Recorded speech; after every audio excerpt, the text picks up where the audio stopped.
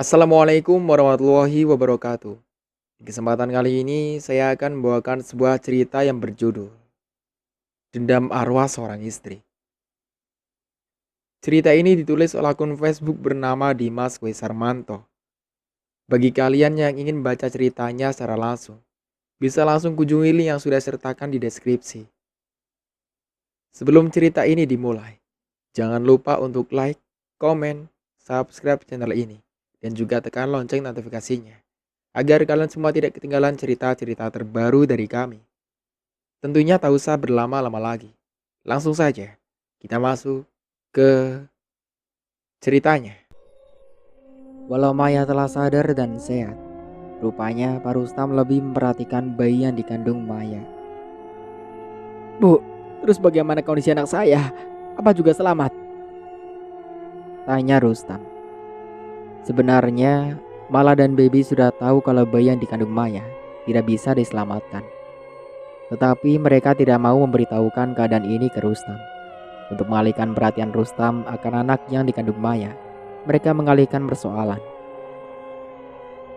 "Pak Rustam, maaf untuk masalah bayi yang Bapak tanyakan. Kami tidak berhak memberitahu. Karena itu kewenangan dokter. Cuma kami ingin tahu bagaimana ceritanya. Luka yang ada di kening dan pelipis Bapak." Rustam seperti mengingat-ingat. Mukanya yang semula sudah gembira menjadi muram lagi. "Pak, kenapa Bapak jadi berwajah muram? Tadi sudah bagus, bermuka ceria." tanya Mala yang diamini Baby. "Eh, apa ibu-ibu ini bisa percaya terhadap masalah yang saya alami?" Kedua perawat itu mengernyitkan keningnya, tidak tahu arah pembicaraan Rustam. "Maksud Bapak soal percaya apa tidak? Maksudnya bagaimana ya?" ujar Mala tidak mengerti, sambil memegang keningnya yang berwarna merah.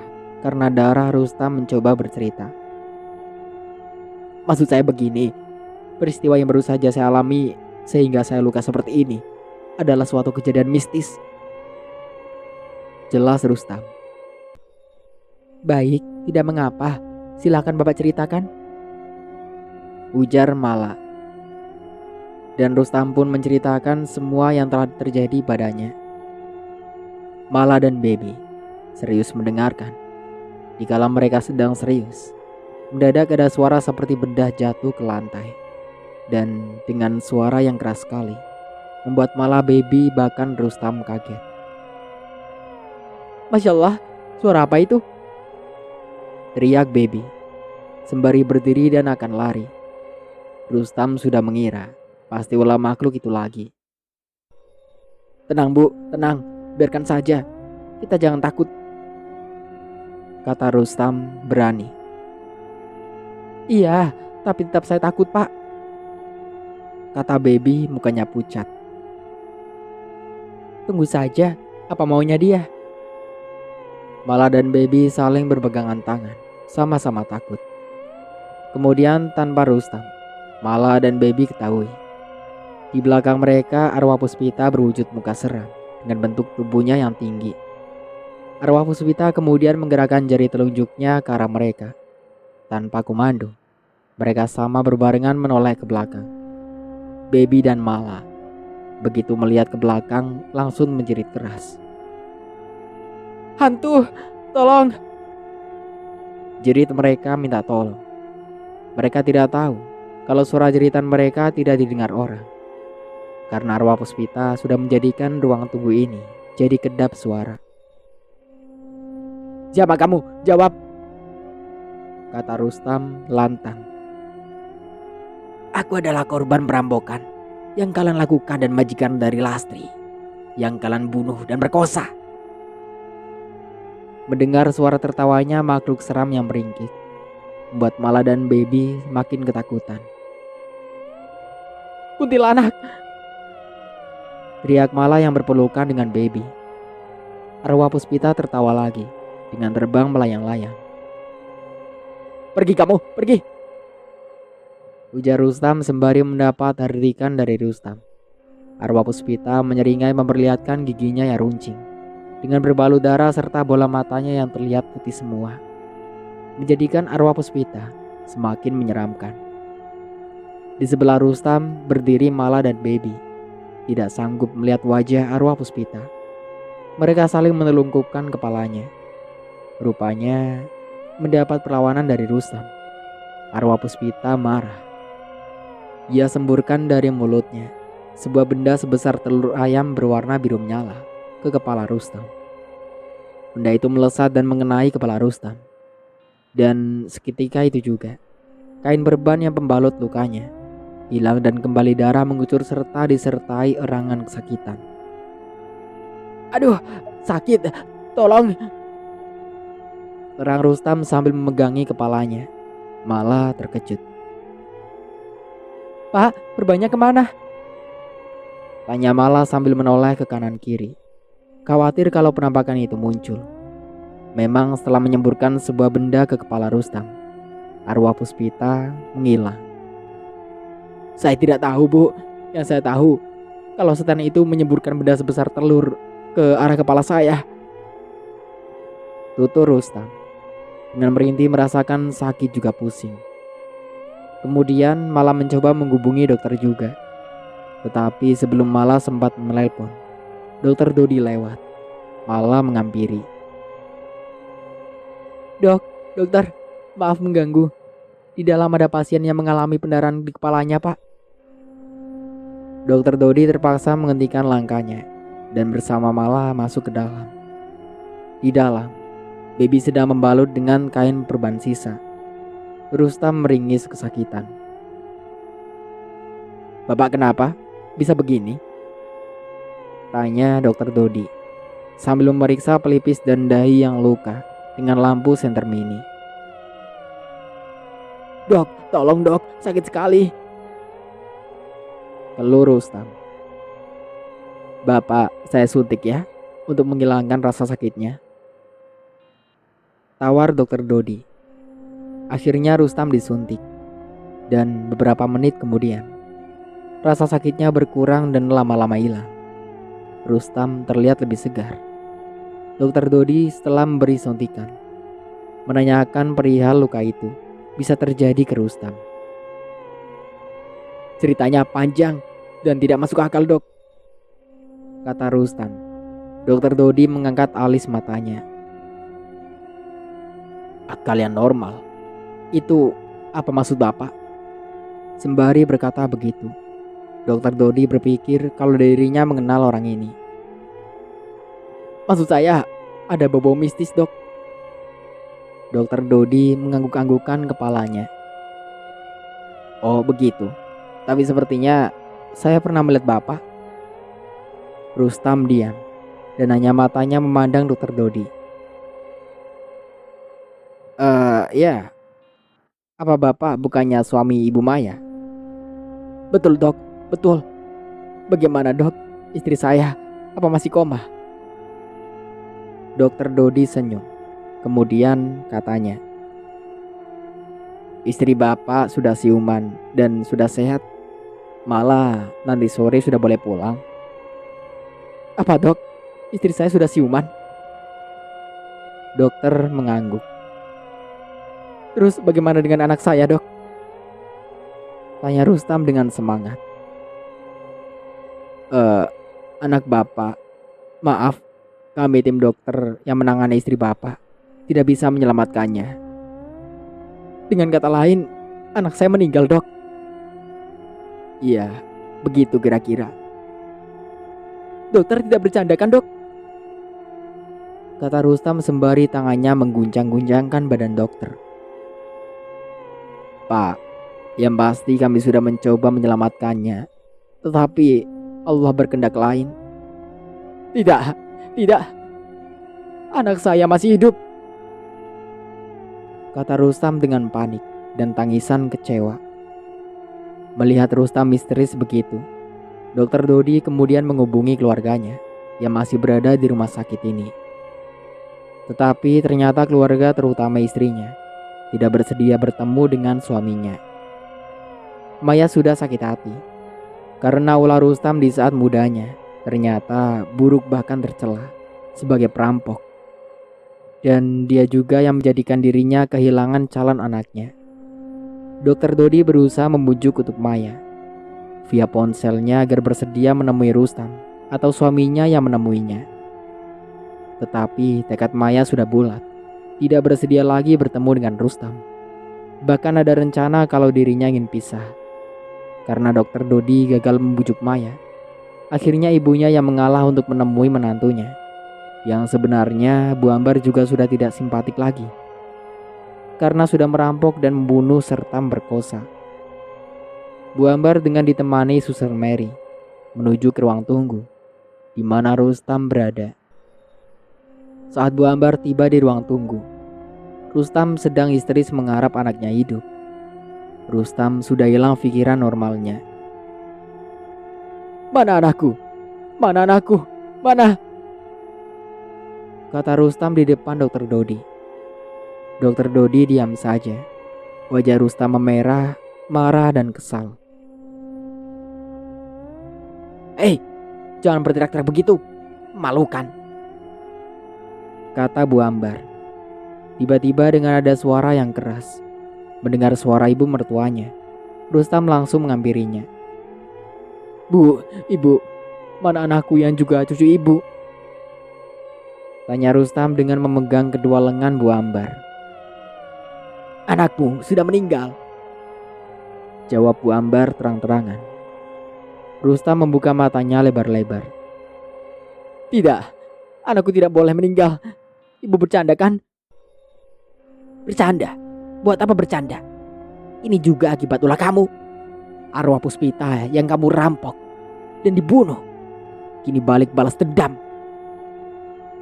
"Bu, jangan sembarang bicara ya." Rustam sudah tidak ada rasa hormat lagi dengan Bu Ambar setelah dikatakan perampok. "Lepaskan. Ini apa-apaan? Pakai pegang-pegang segala," pinta Bu Ambar yang kemudian dibantu Suster Mary duduk agak jauh dari Rustam. Di saat Bu Ambar dan Rustam bersih tegang, muncul suara tanpa rupa. "Rustam, kesedihanmu itu belum apa-apa, karena aku akan membuat kamu lebih menderita dari ini," kata suara itu. Dokter Dodi, Bu Ambar juga Mala, Baby, dan Suster Mary. Mereka terdiam bercampur takut. "Kurang ajar, keparat!" teriak Rustam dibarengi dengan memukul dan mendang kursi dan meja. Dokter Dodi mendekati Rustam dan memintanya Rustam duduk dan tenang. "Bapak, tenang. Ayo duduk dulu. Percuma Bapak melawan mereka. Bapak sendiri yang akan rugi," ujar Dokter Dodi, berusaha membujuk. "Saya akan balas hantu keparat itu," ancam Rustam. Suara misterius itu muncul lagi. "Kamu akan balas apa? Balaslah sekarang.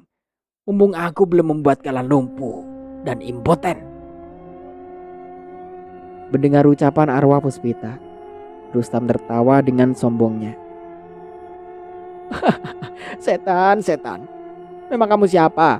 Pakai mengancam membuat lumpuh segala," ujar Rustam dengan sombongnya. Arwah Puspita tanpa berpikir lagi, ia kibaskan gaun putihnya dan meluncurlah sinar berwarna violet dan mengenai tubuh bagian kanan Rustam. Seketika itu pula, bagian tubuh anggota Rustam, bagian kanan lemas bagai tidak bertulang.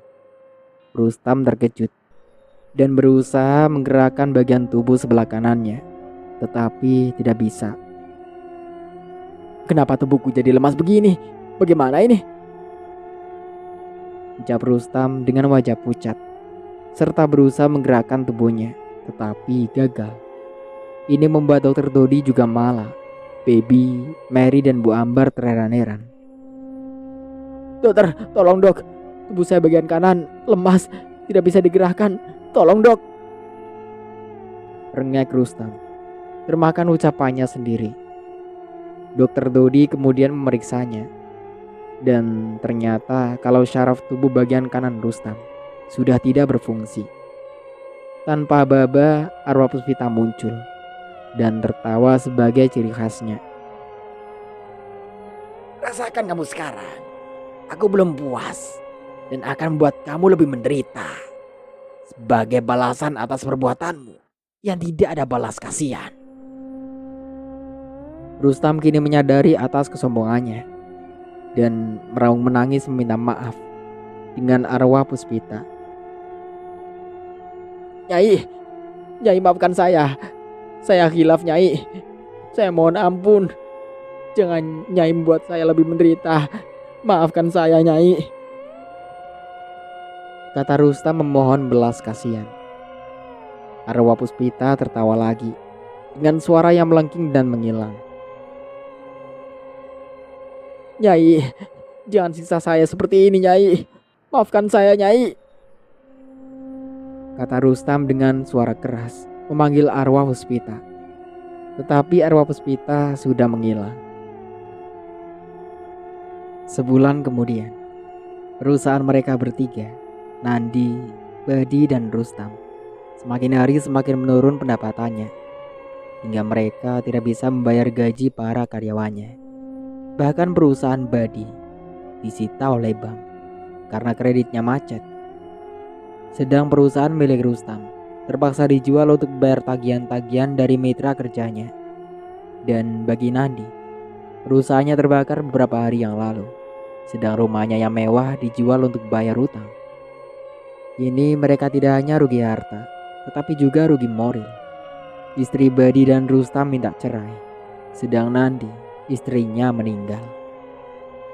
Saat itu mereka, Nandi, Badi, dan Rustam yang mengenakan kursi roda, berkumpul di suatu tempat. Rupanya di hati Rustam masih saja ada rasa kesal dengan arwah Puspita, walau dirinya sudah mengenakan kursi roda. Aku ada ide, kata Rustam. Duduk di kursi roda, Nandi dan Badi saling berpandangan mendengar ucapan Rustam. Maksudmu? Tanya Nandi, belum paham dengan ucapan Rustam. Maksudku, bagaimana kalau kita minta ke dukun agar arwah Puspita dibelenggu agar tidak merongrong kita terus? Jelas Rustam. Mendengar ucapan Rustam, Nandi dan Badi tertawa sinis. Rustam, memakai jasa dukun emangnya tidak pakai biaya? Dan pasti bila menangani masalah kita, biayanya besar. Terus uang dari mana? Memang kamu tidak ingat? Kita ini sekarang sudah kembali seperti dulu, melarat. Kata Badi memberi penjelasan ke Rustam, sembari meneguk secangkir kopi hitamnya. Lagian ya Rus, kamu tahu, dukun itu kerjanya berhubungan dengan Saiton. Kalau di luar Saiton, mereka tidak bisa. Kata Nandi menimpali. Rustam masih diam berpikir. Setelah berpikir, kemudian katanya, memang itu penampakan yang mengaku dirampok kita dan bernama Puspita bukanlah sudah menjadi makhluk halus. Jadi ia juga sudah berubah setan. Betul. Makhluk yang sering menampakkan diri ke kita, bahkan menghancurkan kita, itu bukan setan, tetapi arwah. Jelas Nandi. Badi manggut-manggut. Tapi bedanya arwah sama setan apa? Tanya Rustam. Nandi senyum kecil sambil memegang punggung Rustam. Jelas beda Rus. Kalau arwah atau roh itu dari sesuatu yang bernyawa terus mati. Tetapi setan itu makhluk yang masih hidup. Cuma bedanya setan itu makhluk halus, sedang kita ini makhluk nyata, dapat dilihat. Terang Nandi. Di dalam hatinya Rustam membenarkan ucapan temannya itu. Betul Nan, katamu itu, ujar Badi mengamini ucapan Nandi. Beberapa saat suasana hening. Mereka bertiga diam. Mendadak di tengah suasana sepi, muncul arwah Puspita dengan wujud rambut panjang hingga ke lantai. Bermuka putih pucat, mata merah, bibir hitam serta kuku di jari jemarinya panjang dan runcing warna hitam. Arwah Puspita berada di depan mereka. Silakan kalian panggil 1000 dukun pun, aku akan tetap menuntut balas. Kalian akan aku buat impoten semua. agar kalian tidak bisa lagi perkosa, kata arwah Puspita dengan mengancam. Mendapat ancaman akan impoten, Rustam, Nadi dan Badi ketakutan. Mereka meminta agar arwah Puspita mengurungkan ancamannya. Nyai, jangan kamu lakukan itu, karena itu satu-satunya kebanggaan kami. Tolong jangan, Nyai. Maafkan kami telah merampok bahkan berkosa saat itu. Kami masih muda, Nyai, jadi tidak bisa mengendalikan nafsu, kata Rustam masih duduk di kursi roda, dengan tangannya ditelengkupkan dalam posisi menyembah. Betul, Nyai. Kami sudah cukup menderita sekarang. Bahkan bisnis kami gulung tikar semua, ungkap Badi. Rupanya arwah Puspita tidak peduli dengan keluh kesah mereka. Enak kalian, tidak enak di aku. Aku mati, kalian juga harus sama. Tetapi aku masih berbaik diri. Kalian tidak aku bunuh. Gantinya, aku akan buat kalian menderita sepanjang waktu, kata arwah Puspita dengan wajah dan sorot mata seperti kesal. Kecuali arwah Puspita, muncul pula makhluk-makhluk aneh. Ada yang berkepala ikan, tetapi tubuh manusia. Ada pula penampilan kakek-kakek dengan rambut putih tak terurus, hidung panjang, menutupi mulutnya serta memegang tongkat, berupa ular king cobra. Makhluk-makhluk itu mendekati Nandi dan memegang alat vital Nandi. Nandi ketakutan. Jangan, akan diapakan milik saya satu-satunya ini, rengek Nandi. Dan kemudian makhluk-makhluk aneh itu berpindah menghampiri Badi dan Rustam. Sama makhluk-makhluk itu melakukan seperti apa dilakukan ke Nandi. Badi ketakutan luar biasa hingga tubuhnya dibanjiri keringat. Perasaan mereka kalau makhluk aneh itu akan membunuhnya. Waktu terus berjalan. Maghrib segera tiba. Setelah makhluk aneh itu memperdaya Nandi, Badi dan Rustam, arwah Puspita muncul kembali dan memberikan kode dengan menyabetkan sebuah pecut. Seperti bunyi tembakan. Bersamaan dengan itu, arwah Puspita dan pengiringnya menghilang. Pada saat arwah Puspita menghilang terjadi keanehan. Bahwasanya semula Nandi, Badi, dan Rustam berkumpul di sebuah gardu. Pada kenyataannya, mereka sekarang berada di tengah-tengah tempat pemakaman yang sepi dan jauh dari perkampungan. Kecuali itu, tempat pemakaman tersebut penuh ditumbuhi pohon Kamboja dan rerumputan yang tidak terurus, sehingga keadaannya terlihat rimbun dan seram. Ditambah waktu mulai gelap. Dari kejauhan terdengar suara azan maghrib yang bercampur dengan suara serangga malam, dan terkadang terdengar suara burung hantu dan tokek. Ah, di mana ini? Tanya Nandi sambil tengok-tengok ke sana kemari. Sedang Badi dan Rustam saling memanggil dalam kegelapan. Rustam, kamu di mana? Teriak Badi memanggil Rustam. Aku di sini. Mengapa kita bisa berada di tempat seperti ini? Balas Rustam yang belum menyadari tempat yang ditempati. Aku juga tidak tahu. Sepertinya hutan ya. Nandi berada yang paling jauh, kebingungan. Ia berteriak-teriak memanggil Badi dan Rustam. Tetapi mereka berdua tidak mendengar. Nandi mencoba berjalan dengan melangkah hati-hati, serta kedua tangannya meraba-raba. Nandi sempat berteriak. Di saat meraba-raba, ia meraba suatu gundukan. Tetapi walau ia berteriak, ia belum tahu apa itu gundukan tanah yang dirabanya. Ia baru tahu kalau daerah itu daerah pemakaman setelah ada kilap. Apa? Tempat pemakaman? Tanyanya terheran-heran serta ketakutan. Kemudian Nandi berteriak sekuat-kuatnya, memanggil Nandi dan Rustam.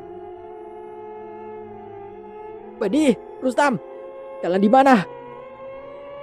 Teriak Nandi keras sekali, sehingga sayup-sayup teriakannya didengar Badi dan Rustam yang saling berpelukan karena ketakutan. Itu, Sepertinya suara Nandi. Tebak Badi. Ya betul, itu suara Nandi. Di mana dia? Ujar Rustam. Keanehan juga dialami oleh Rustam. Semula saat berada di gardu, tempat berkumpulnya masih lumpuh. Kini sudah kembali normal. Tetapi Rustam tidak menyadari kalau dirinya sudah sembuh. Nandi, kami ada di sini. Balas teriak Badi. Nandi terus berjalan dengan hati-hati, takut kalau terbentur patok makam. Di saat Nandi berjalan mencari rekannya, telinganya menangkap suara seperti tongkat yang beradu mengikuti di belakangnya. Namun Nandi tidak berani menoleh ke belakang karena rasa takut. Nandi melangkahkan kakinya lebih cepat. Ia tidak peduli lagi kalau terbentur patok pemakaman. Semakin ia berjalan cepat, suara itu seperti lebih mendekat. Karena penasaran, Nandi tekadkan menoleh ke belakang.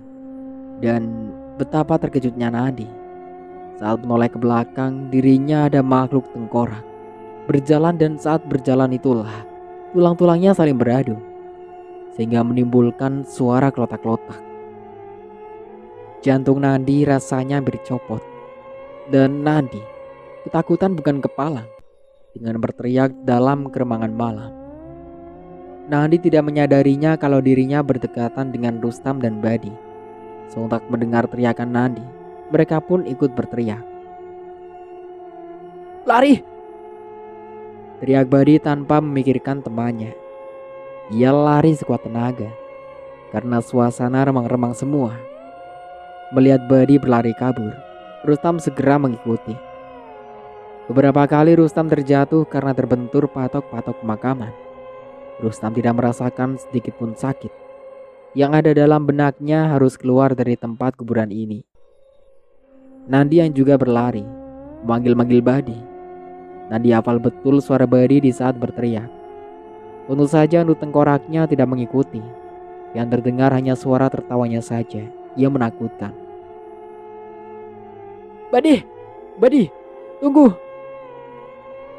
Panggil Nandi sembari berlari. Sedang Rustam sepertinya kelelahan, sehingga ia pasrah dan terduduk di atas kuburan yang sudah lama. Badi, Andi, saya tidak kuat. Kalian di mana? Suara Rustam pelan sambil terengah-engah. Ia hanya waspada saja dalam kegelapan, serta medan pemakamannya yang penuh ditembui tanaman liar yang tidak terurus. Badi beruntung akhirnya sampai di jalan. Tanpa diduga saat dirinya selingat-celingut ada sinar lampu motor. Badi lega. Sinar lampu motor itu semakin mendekat. Dan pada saat motor itu lewat, Badi berteriak minta tolong. Tolong! Teriak Badi sembari menggerak-gerakkan tangannya. Pengendara motor itu ternyata berdua. Kemudian mereka memperlambat laju motornya, namun ia tidak berhenti. Pengendara motor itu juga merasa takut karena malam-malam di pemakaman yang sepi ada orang minta tolong. Ji, siapa itu? Ada suara orang minta tolong? Tanya si pengendara motor itu ke temannya. Lah, gue juga gak tahu, jawab temannya. Coba kamu lihat di belakang, ada orang tidak? Motor terus berjalan pelan karena motor itu tidak berhenti. Badi berteriak lagi. Mas, saya Badi, bukan setan. Jangan takut, kata Badi. Dengan harapan motor itu berhenti dan menolongnya. Pengendara itu kemudian berhenti dan mereka turun dari motornya. Kamu yakin itu manusia? Ntar jangan-jangan hantu yang nyamar jadi orang, kata yang dibonceng curiga. Perasaan gue sih ya manusia yang dibuang begal atau bagaimana, jelas yang di depannya. Akhirnya mereka melihat ada bayangan orang berjalan ke arahnya. Sesampainya di depan pengendara motor itu, Badi menceritakan permasalahannya. Pengendara motor itu merasa iba. Terus mereka bertiga menuju ke pemakaman. Suasana semakin gelap karena hari semakin malam. Sementara Bulan tidak menampakkan dirinya. Hanya dengan berteriak-teriak, Badi mencari Nandi dan Rustam. Nandi, Rustam, di mana kalian? Teriak Badi. Dengan dibantu penerangan senter handphone milik si pengendara motor.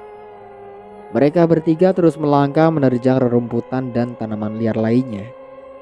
Rupanya teriakan Badi didengar Nandi yang sedang membantu Rustam yang kelelahan untuk berusaha berjalan. "Hei Bad, saya di sini. Kamu di mana?" balas Nandi dengan suara keras. "Aku di sini. Sebentar. Kalian jangan kemana-mana.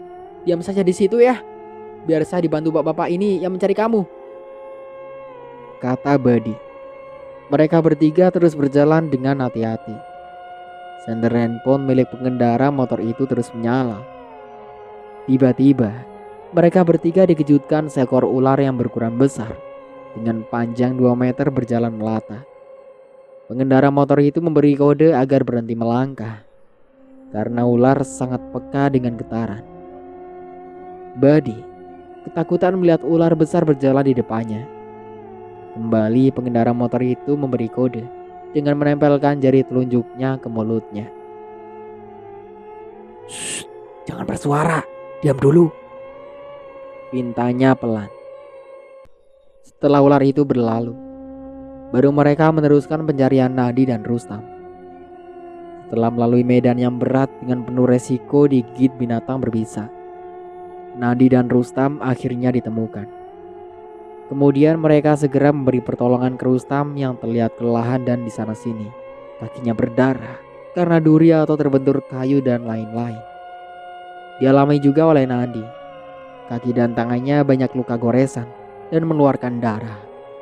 Tetapi Nadi tidak berdulikan karena yang ada di benak Nadi bisa segera keluar dari sini.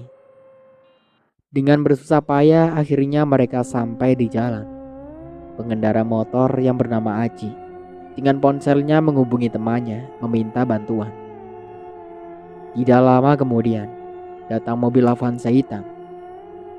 Terus Badi, Nadi dan Rustam dibawa ke rumah Pak RT.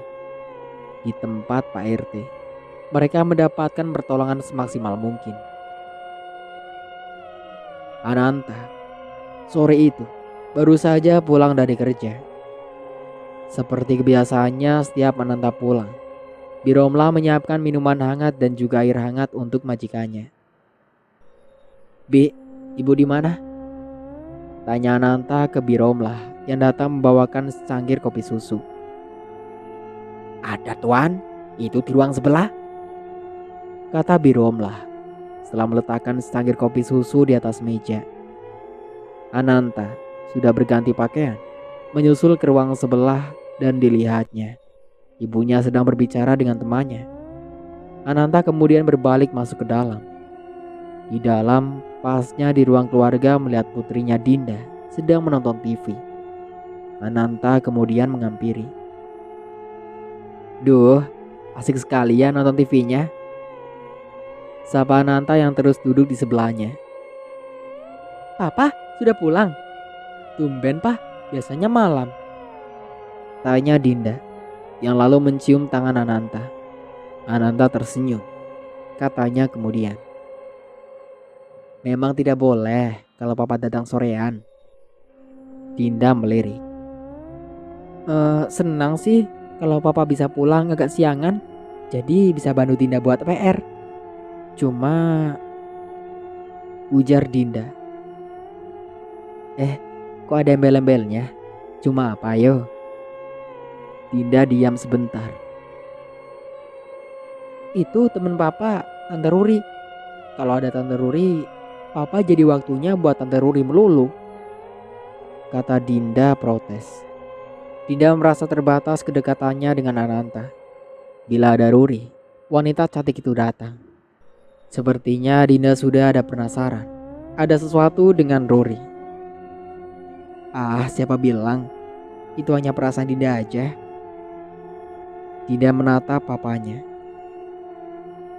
"Dinda yang bilang, Emang siapa sih itu Tante Ruri? Kok sering kesini terus dan itu nenek juga akrab? Protes Dinda. Itu tandanya Tante Ruri suka dekat dengan Dinda.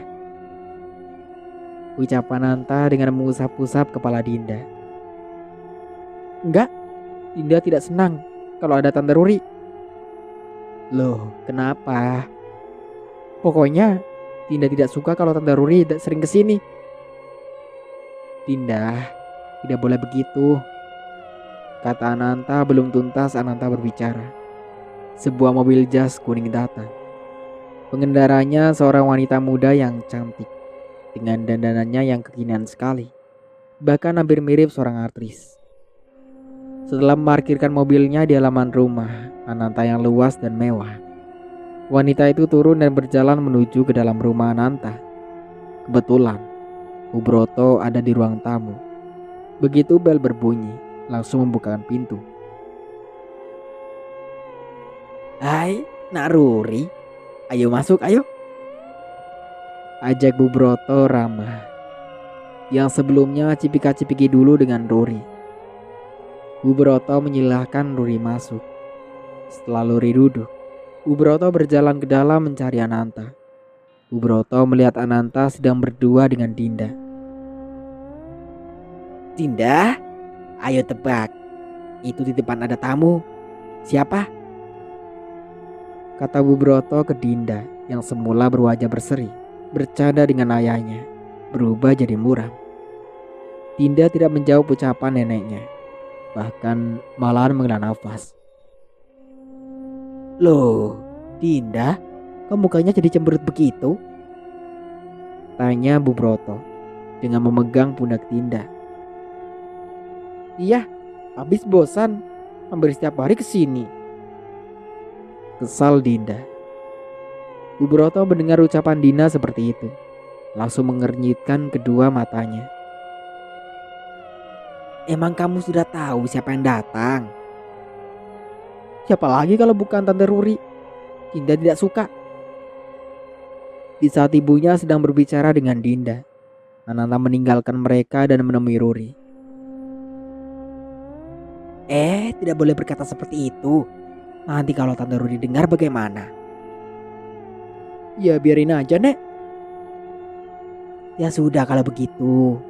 Kamu mandi dulu, terus kita makan malam bareng dengan Papa dan juga Tante Ruri ya, kata Bu Broto. Dinda bukannya pergi mandi, tetapi lari ke kamarnya. Bu Broto melihat tingkah cucunya itu hanya menggeleng-gelengkan kepalanya sembari melangkah berjalan ke dapur. Di dalam batinnya Bu Broto menduga-duga kalau Dinda sudah ada rasa cemburu dengan adanya Ruri. Padahal Bu Broto mengharapkan Ruri bisa menjadi sebagai ibu sambungnya. Ini yang salah siapa ya? Apa Ruri yang tidak bisa mengambil hati Dinda? Atau memang tidak ingin mendapat hati ibunya? Tidak, ini tidak boleh terjadi hanya karena Dinda. Ananta jadi urung mempersunting Ruri. Oh, Puspita itu sudah mati. Apa yang diharapkan? Kata Bu Broto di dalam hatinya sambil berjalan ke dapur. Di saat Bu Broto sampai di depan pintu dapur, Bu Broto melihat ada bayangan seorang masuk ke tempat cucian. Untuk meyakinkan itu, Bu Broto coba menuju tempat cucian. Dilihatnya di tempat cucian sepi, tidak ada siapa-siapa. Kalau Biromlah tidak mungkin, karena bayangan itu bertumbuh tinggi. Setelah yakin di tempat cucian tidak ada siapa-siapa, Bu Broto balik menuju ke dapur. Belum sempat masuk ke dapur, Bu Broto mendengar suara tertawa dari arah kolam renang. Ah, seperti ada orang tertawa. Siapa itu? Gumam Bu Broto sembari matanya diarahkan ke kolam renang. Sepi. Tidak ada siapa-siapa. Ternyata tanpa sepengetahuannya, arwah Puspita berada di sekitarnya. Sengaja arwah Puspita tidak ingin menampakkan wujudnya di depan ibu mertuanya. Ia ingin agar Bu Broto penasaran dulu. Waktu sudah jalan petang. Saat maghrib segera tiba. Sesudah mengambil air panas yang sudah dipersiapkan Biromlah dan dibawanya ke kamar mandi, Bu Broto mandi, setelah itu menunaikan sholat maghrib. Belum sempat masuk ke dapur, Bu Broto mendengar seorang tertawa dari arah kolam renang. Ah, seperti ada orang tertawa. Siapa itu? Gumam Bu Broto sembari matanya diarahkan ke kolam renang. Sepi, tidak ada siapa-siapa. Ternyata tanpa sepengetahuannya, arwah Puspita berada di sekitarnya. Sengaja arwah Puspita tidak ingin menampakkan wujudnya di depan ibu mertuanya. Ia ingin agar Bu Broto penasaran dulu. Waktu sudah jalan petang, saat maghrib segera tiba.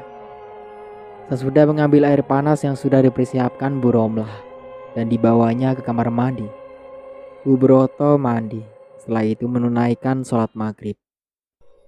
Di depan, Ananta masih menjamu Ruri, yang meminta Ananta menemani ke Zugo Plaza. Arwah Puspita tahu itu, sehingga ia kesal. Mukanya terlihat seram dengan dihiasi senyuman marah. Giginya terlihat runcing-runcing, serta jemari tangannya ditumbuhi kuku panjang dengan warna hitam yang siap mencabik-cabik. Rupanya Ananta sudah melupakan sumpahnya.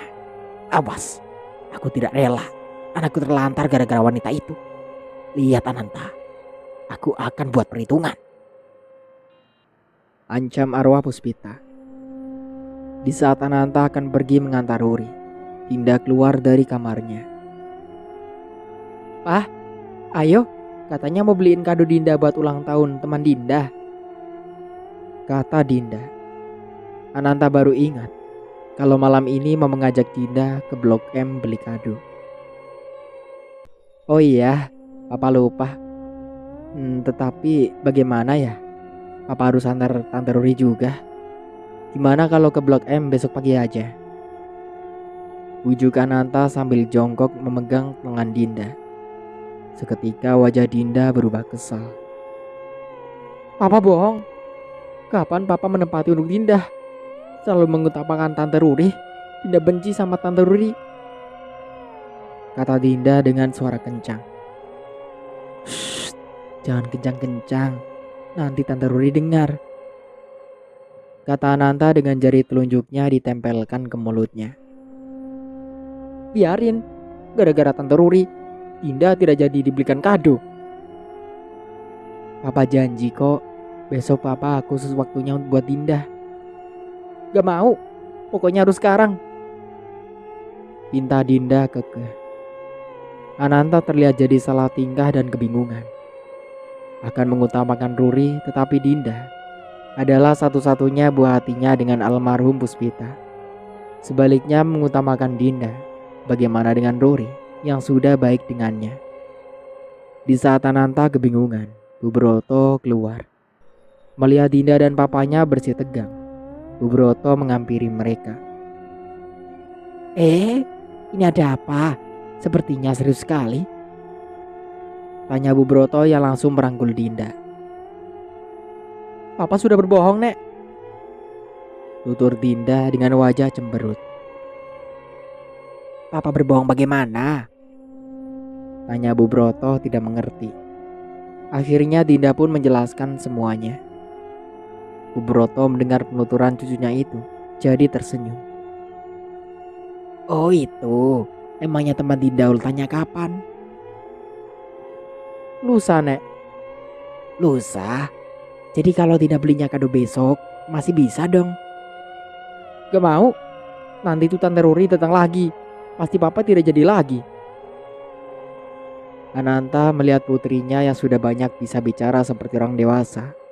Ada rasa senangnya, tetapi ada rasa kesalnya juga. Jadi sering protes.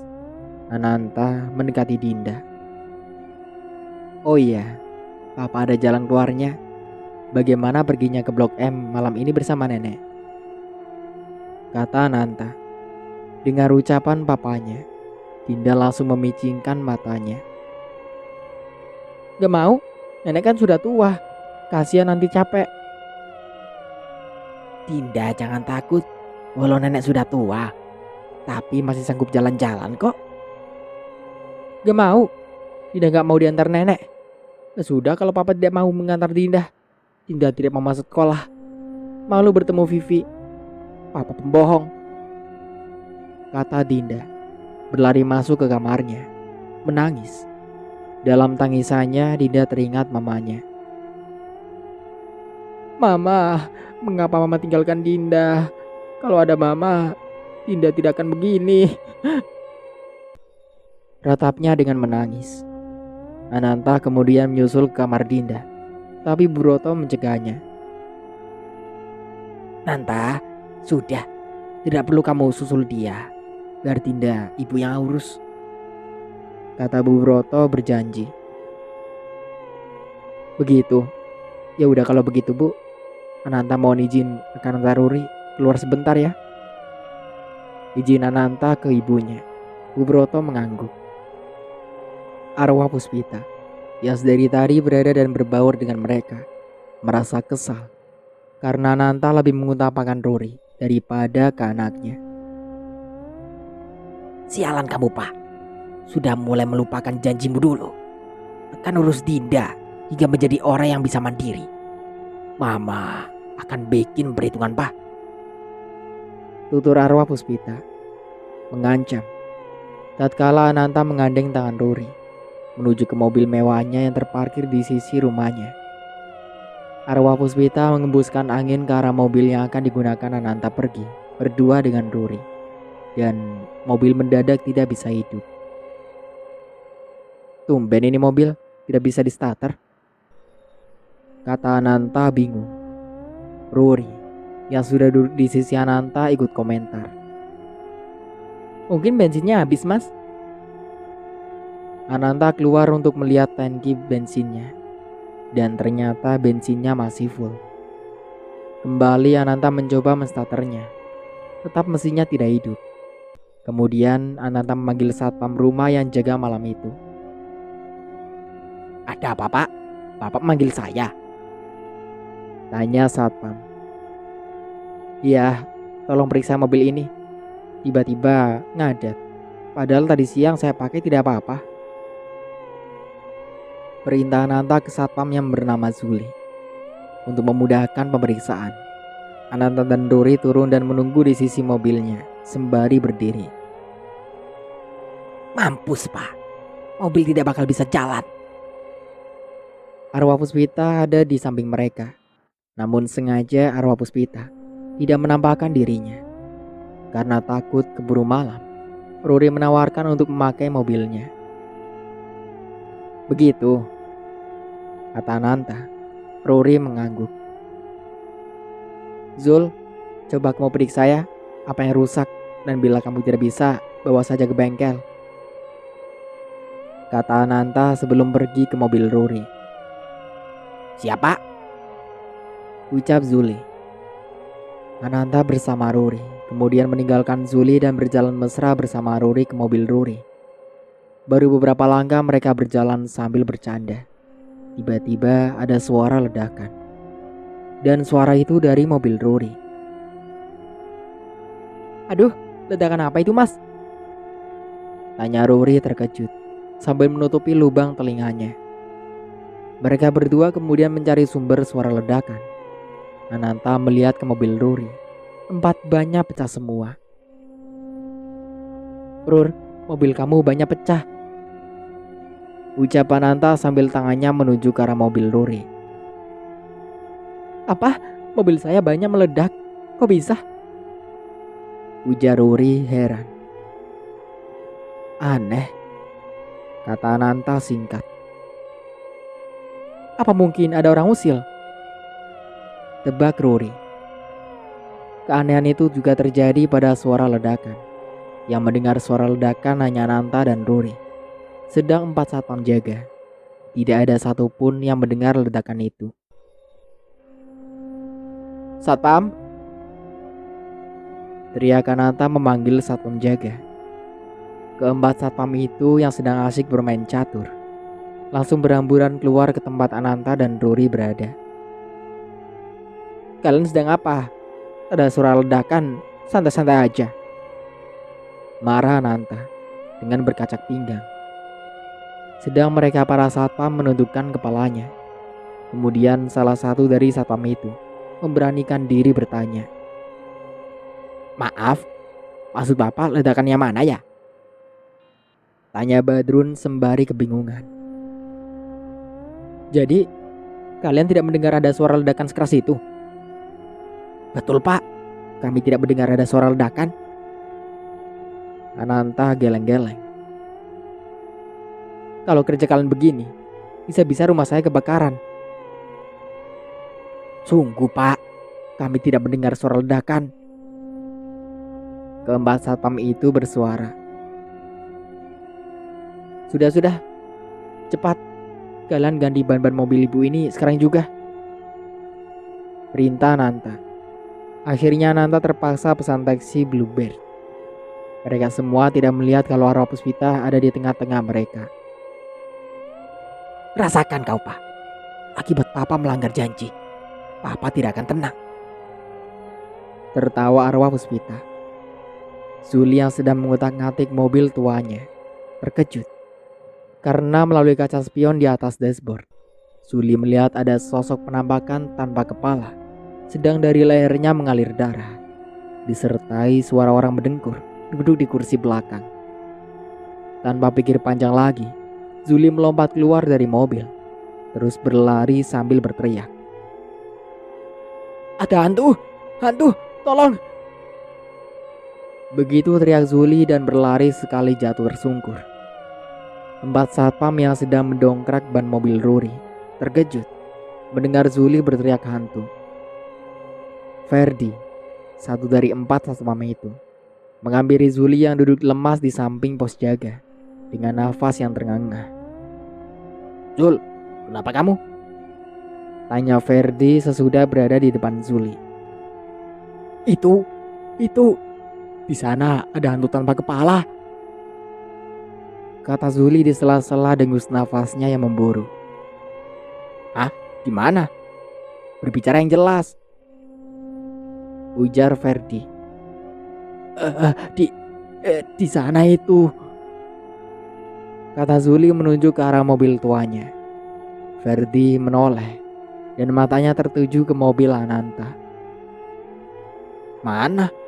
Tidak ada siapa-siapa," kata Ferdi sembari melihat ke mobil Ananta serius. "Di dalam, Fer." "Masa sih?" ucap Ferdi tidak yakin. Ferdi kemudian mengajak Zuli, tetapi Zuli tidak mau karena masih terbayang di angannya bentuk hantu itu. Gak mau," tolak Zuli yang menelungkupkan kepalanya dengan menutup mukanya ketakutan. Akhirnya Ferdi mengajak Dullah untuk melihat mobil Ananta yang ada hantunya. Mereka berdua dengan langkah tegap menuju ke mobil Ananta. Sesampainya di tempat mobil itu terparkir, Ferdi mencoba melihat ke dalam dengan memasukkan kepalanya. Belum semua kepalanya masuk ke dalam. Tiba-tiba kepala Ferdi ada yang mendorong hingga terbentur setir mobil. "Aduh, ngapain sih kamu, Dul? Dorong-dorong kepala saya. Nih, jadi sakit kan?" perkiraan Ferdi. Dula yang mendorong kepalanya hingga terbentur setir. Tentu ucapan Ferdi membuat Dula bengong. "Apa sih maksudmu?" tanya Dula ke Ferdi dengan raut muka heran.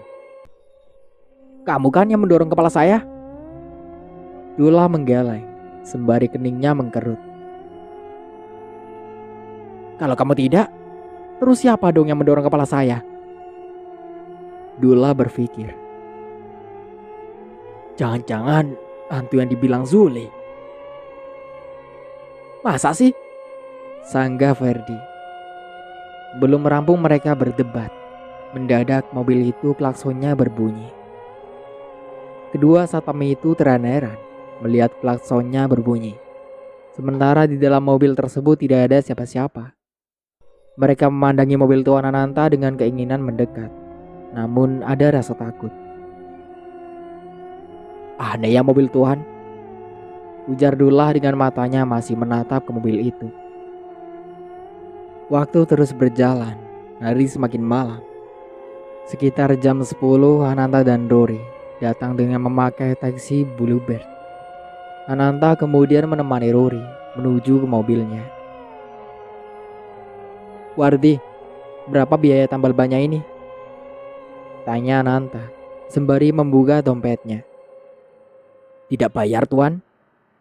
Ananta terenyak kaget. "Tidak bayar? Maksudmu gratis?" Wardi mengangguk. "Kok bisa?" "Saya sendiri juga tidak tahu, Tuan," kata Wardi dengan sikap sopan. Ananta mengangkat alis matanya. "Kamu ini bagaimana? Bukankah tadi kamu dan siapa itu yang saya perintah bongkar ban ini dan disiangin?" ujar Ananta. Wardi seperti kerepotan akan menjelaskan ke Ananta. Malah diam. "Apa bukan kamu yang bawa ban ini ke bengkel?" Anu Tuan, tadi ada keanehan." "Keanehan? Keanehan apa?" Rory yang sudah masuk ke mobilnya turun lagi karena mendengar ucapan Wardi. Rory takut. Kembali mereka semua tidak mengetahui kalau saja arwah Puspita berada di situ. "Rasain kamu, Pak. Bingung-bingung kamu," ejek arwah Puspita dengan mimik muka terkadang seram terkadang tidak. Rory yang ketakutan adanya keanehan memegang lengan Ananta kuat-kuat. "Mas, keanehan apa? Rory jadi takut," rengek Rory manja. Melihat adegan itu, arwah Puspita geram. Kedua matanya yang merah semua menatap Rory tajam. "Wardi, coba kalian jelaskan keanehan bagaimana. Jangan membuat saya penasaran dan ibu ini ketakutan," pinta Ananta yang berdiri di depan Wardi. Wardi merasa kerepotan untuk menjelaskan keanehan itu. "Saya bingung Tuan untuk menjelaskan. Cuma yang pasti tiba-tiba saja saat kami berdua akan mencopot ban itu, ternyata sudah tidak kembali lagi," cerita Wardi. "Jadi kamu tidak melihat ada orang atau siapa di sekitar mobil itu?" Wardi menggeleng. "Aneh, tapi ya udah begini aja. Karena hari sudah malam, kasihan Bu Ruri. Maka kamu antar Bu Ruri ini dan pulangnya kamu naik motor saja. Untuk itu kamu ajak saja si Ferdi mengikuti dari belakang dan pulang dari antar Bu Ruri. Kamu bonceng Ferdi," jelasan Anta ke Wardi. Jadilah malam itu pulangnya Wardi diantar Ferdi boncengan. Di pos satpam rupanya Zuli ketiduran. Mungkin untuk menghilangkan rasa takutnya. Selang beberapa hari, saat itu Bu Broto di rumahnya sedang menonton acara patroli. Bu Broto melihat berita yang dibacakan si pembawa berita. Kalau telah tertangkap pelaku perampokan dan pembunuhan di keluarga seorang pengusaha 4 tahun yang lalu. Pelaku perampokan dan pembunuhan akibat ada bantuan gaib dari arwah sang korban yang bernama Ibu Puspita, istri dari pengusaha sukses Yerananta. Mendengar dan melihat berita itu di TV, Bu Broto cepat memanggil suaminya. "Pak, Bapak, cepat kesini cepat," teriak Bu Broto dari ruang TV. Pak Broto yang sedang membetulkan jam tangan yang rusak terkejut. Istrinya berteriak memanggilnya. "Bu, ada apa teriak-teriak begitu?"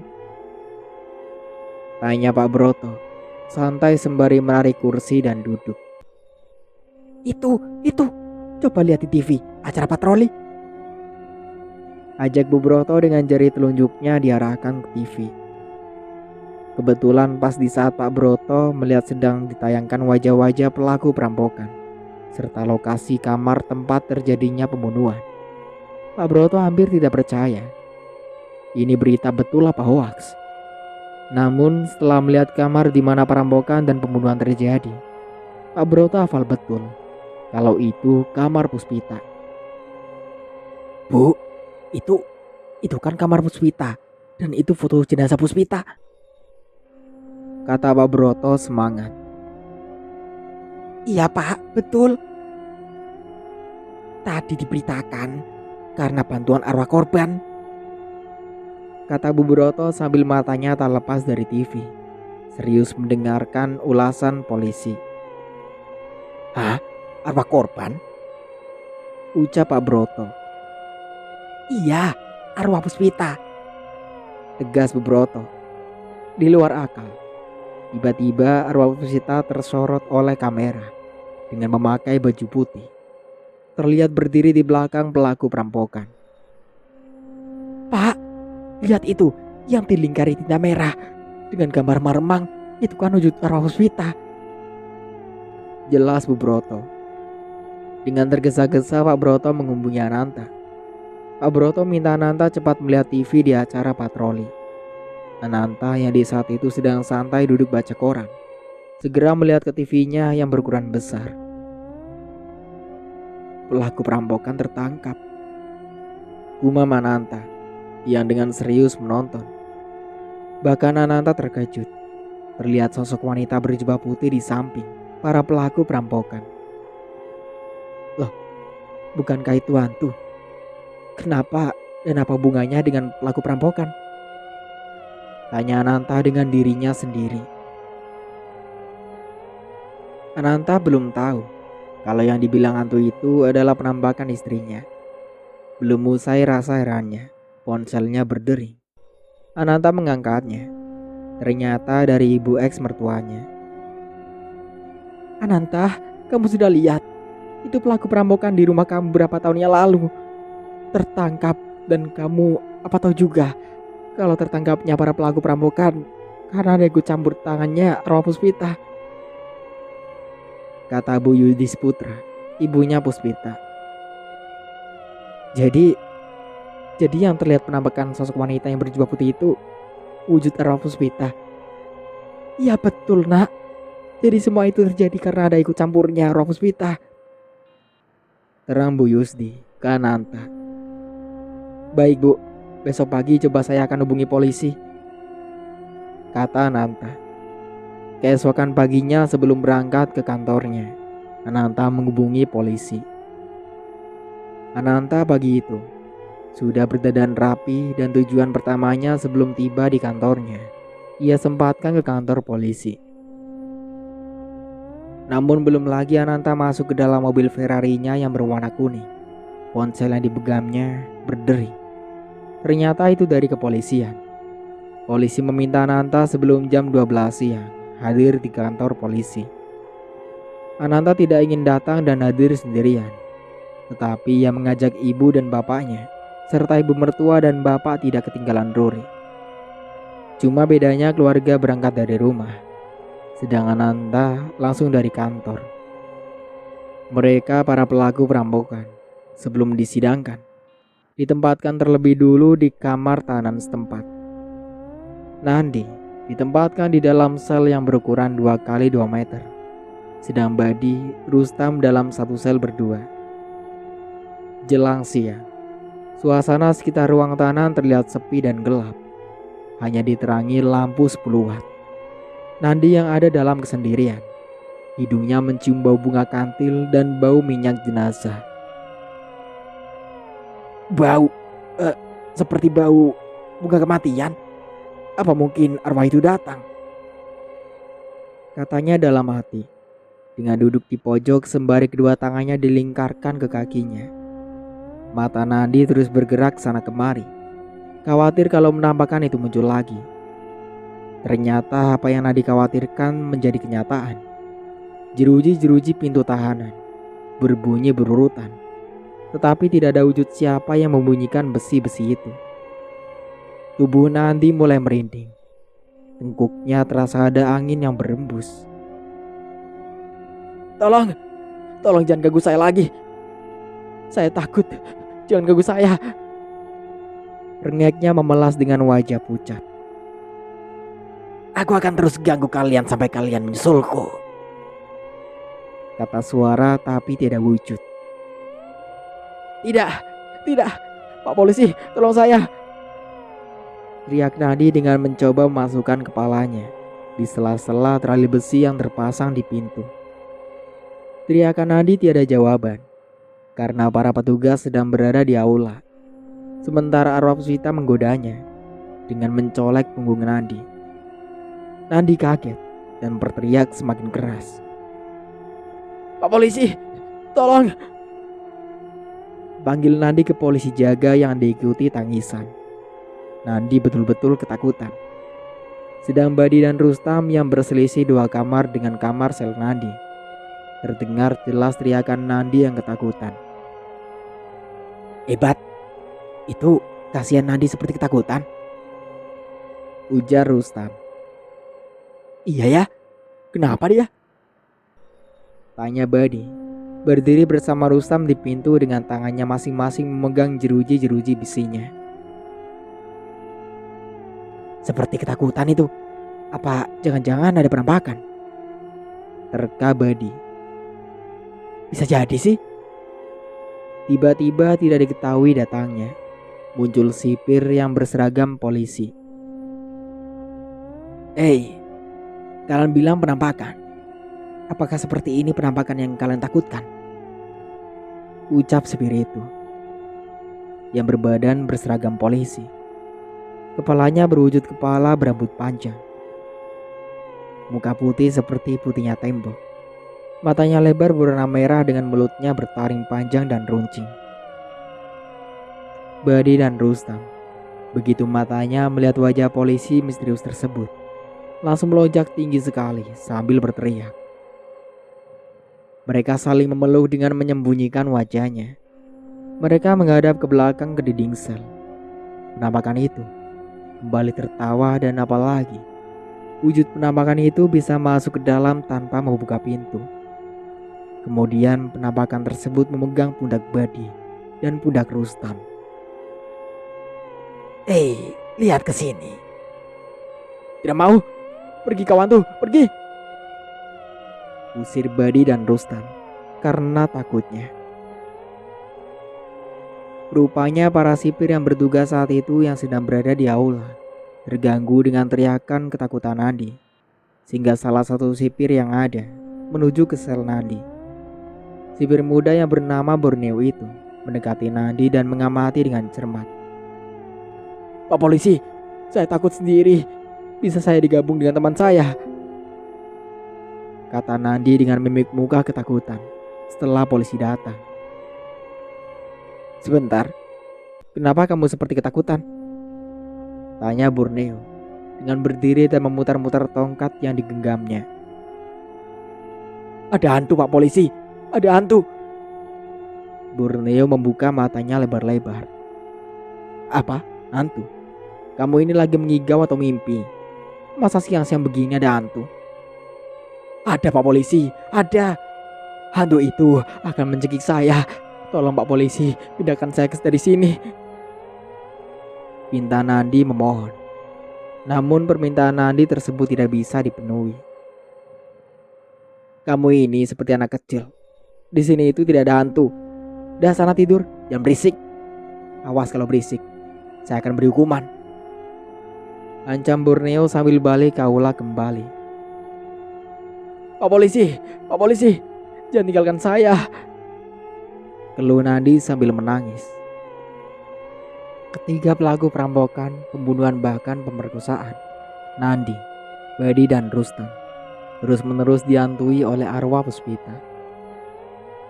Dan beberapa saat kemudian, saat polisi dan Nandi akan mendatangi para pelaku yang ada di dalam sel, hampir terkejut saat melihat para pelaku telah meninggal dengan tragis.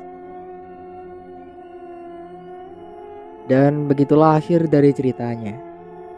Bagi kalian yang mempunyai cerita horor atau misteri, bisa langsung DM akun Instagram saya yang sudah saya sertakan di kolom deskripsi.